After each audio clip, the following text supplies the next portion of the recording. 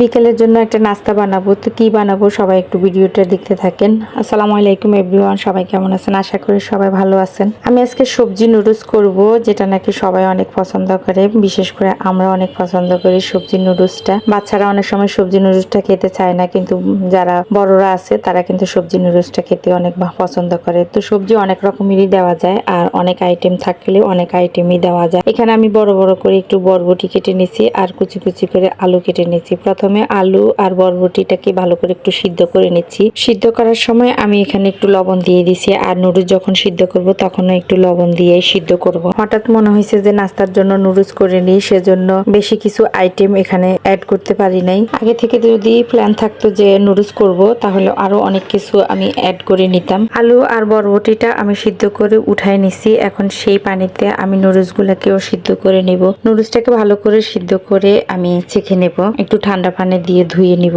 নুডলসটা নামিয়ে রেখে আমি এখন পাইপেন বসাই দিছি, আর পাইপেনে তেল দিয়ে দিছি। তেল দিয়ে দুইটা ডিম আমি ফেটে নিছি, ওই দুইটা ডিমকে আগে ভেজে নিব। ডিমটা যত বেশি দেবেন নুডলসটা খেতে অনেক মজা লাগবে। তারপর আমি এখানে দুইটা ডিম দিছি 3 প্যাকেট নুডলসের জন্য। সবজিটাও কিন্তু আমি বেশি পরিমাণে নিই নাই, ছোট একটা বাটি, এক বাটি সবজি নিছি। এখানে ডিমটাকে আমি ছোট ছোট করে একটু পিস করে নিছি আর ভালো করে ভেজে নিছি। ভেজে আমি এখন উঠাই নিব।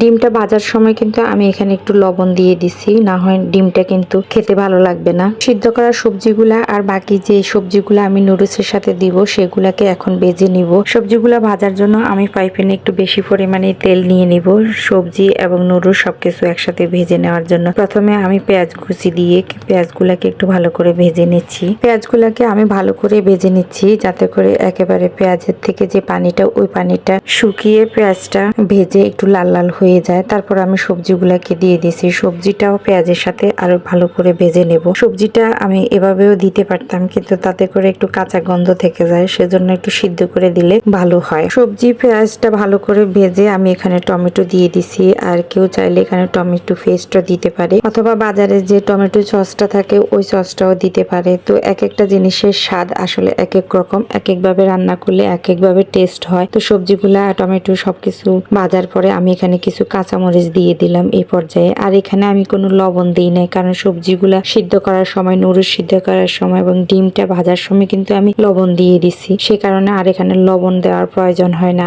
আর এখানে সবগুলো সবজিকে ভেজে আমি এখানে সয়া সস দিয়ে দিছি। 2 চামচ আমি সয়া সস অ্যাড করলাম। এখানে সয়া সসটা দেওয়ার পরে কিছুক্ষণ ভাজার পরে আমি এখানে যে নুডলসের মশলাটা আছে, ওই মশলাটাকে একটু পানি দিয়ে গুলে রেখেছি, ওইগুলা মশলাটাকে এখানে দিয়ে দিছি, যাতে সবজিটার ভিতরে ভালো করে ঢুকে যায়। সবকিছু দেওয়ার পরে আমি এখানে নুডলসটা দিয়ে দিলাম, দিয়ে ভালো করে এটাকে মিক্স করে নিব। যতক্ষণ না পর্যন্ত ভালো করে মিক্স না হয় ততক্ষণ পর্যন্ত এটাকে মিক্স করতে থাকবো। তো আমি ছোট ছোট করে এখানে বরবটিটা দিতে পারতাম, কিন্তু আমার আজকে মনে হয়েছে যে একটু বড় বড় করে দিই, কারণ ছোট ছোট করে দেওয়ার ফলে দেখা যায় যে বরবটিটা খুঁজে পাওয়া যায় না। বড় বড় করে দিলে দেখতে সুন্দর লাগে, সেজন্য দেওয়া। নুডলসের সাথে সবকিছু একেবারে মিক্স হয়ে যাওয়ার পরে আমি এখানে ডিমগুলা দিয়ে দিলাম, আর ডিমগুলা দিয়ে এখন ভালো করে মিক্স করে নিব। নুডলসটা প্রায় হয়ে গেছে, আর একটু পরে নামিয়ে ফেলবো। তো আমার এই ভিডিওগুলা আসলে ইউটিউবেও ছাড়া হয়, ফেসবুকেও ছাড়া হয়। তো আপনারা যারা আমার ভিডিওগুলা দেখেন, তারা